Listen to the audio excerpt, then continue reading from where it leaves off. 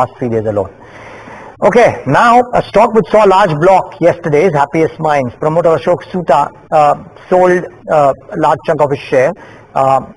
There might be more, but it's great to get in a sense of what the business now might be looking like any which ways with the MD and CFO of the company, Mr. Venkatraman Narayanan.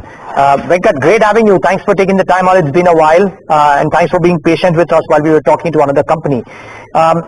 Just trying to understand, is this, do you have a sense of what the promoter intention might be, and then we'll get to the business as well? Is this the last of the stake sales, or could there be more? Any idea? Okay. Let me give you a background to the whole thing. When we talked about Vision 2031, we said that there is a vision statement of building a company to be there in perpetuity.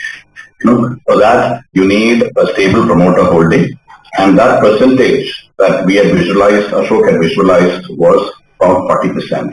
And we had also said that he has, during his time, he wants to make sure that a large part of his wealth goes towards building of a legacy in a not-for-profit organization called SCAM, and he's also trying to set up something in the healthcare field called Happiest Health. So these two are his personal ventures. One is not-for-profit, and to which he has committed quite a large amount of money, along with a lot of other, contributions he has committed to institutions. So the way to contribute to that was to pare down a percentage of his holding in the company, and it was supposed to be whatever done. His idea is to make sure that it stays at 40%. So he was at about 50.4%. He has pared it down by 6%, and now it's near about 44+% in the company, Neeraj. So he's doing it to contribute towards SCAM and also to help build Happiest Health, both in the field of healthcare. Got it. Which is very... Yeah. So Venkat, sorry. So just to round this off, because you're saying that, so maybe another 4% comes in at some point of time between now and 2031, right? That's what the point seems to be.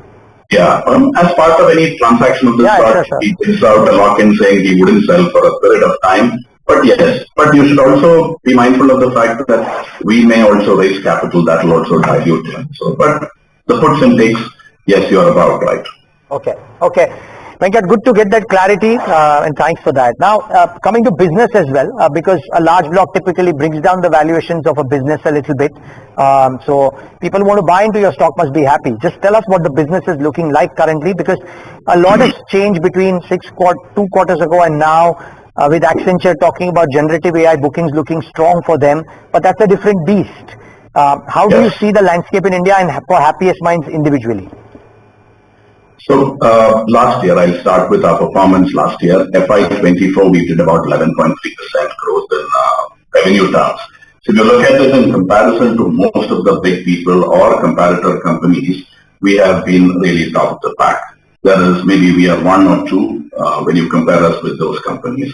So which shows the strong organic growth muscle that we have and how we have been building even during these tough times. Coming into FY25, we have consummated 2 deals. One is Pure Software and the other is Aureus Technologies. Based on that and the strong organic growth that we are seeing from the 3 business units that we have, which I'll talk about in a minute or so, we have given you an estimated growth of between 35 to 40%. Because, when you talk about revenue growth, you have to see from consolidation how much I get, whether it is 11 months or 10.5 months, or whatever that is. That's something that is up for discussion right now. But that, along with our organic growth, we are estimating between 35 to 40%, while retaining our margin at about between 20 to 22%. Because, when you acquire a certain large company, there are certain unknowns, and I'm factoring for that and the cost of acquisition. So if you really look at it, that puts us back on track to the $1 billion revenue dream or aspiration that we have set out for ourselves by 2031. It takes our growth. We need about 22% CAGR to reach the $1 billion revenue line. And this year with about 11%, we are slightly behind. But this year, FY25, we should, go back to a 30% plus number, making up for maybe last year, which was FY24, for most of the people. Now coming to the business part, yes, we are seeing decent traction in our new BU of generative AI, GBS as we call it.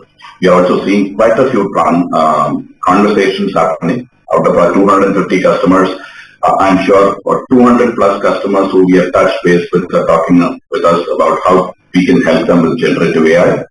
So those discussions are ongoing. Our team size was about 77. It's slowly building up to close to 100 people right now.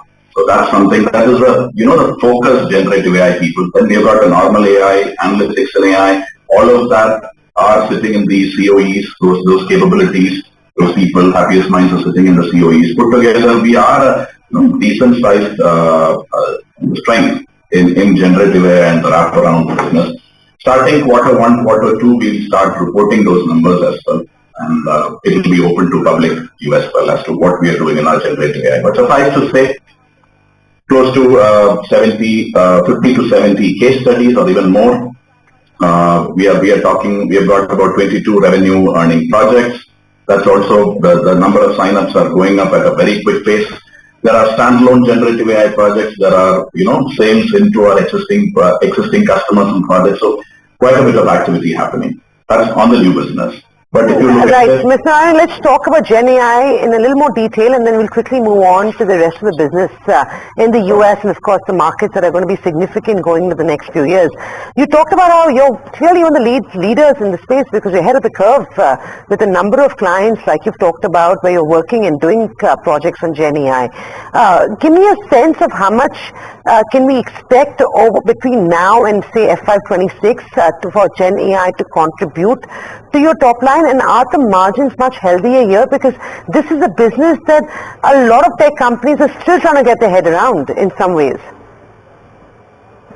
See, I don't want to give a number right now, but just say that if you call out a business as a BU, it has to be close to 5 to 10% in a given period of time, because we are today 200 million. IMSS is about 20% of our business, 80% is PDES. So, if you have to make a reasonable contribution to the entire business size, it has to grow to 10% within a credible period of time. So that's where I would like to leave the revenue growth at. Second is with respect to rates and profitability. We are working with existing customers. So obviously we have existing agreed rate cards. We are tweaking those for the kind of capabilities and competencies we bring in on generative AI. So in terms of margin, I would like to say it's not margin dilutive or price dilutive right now.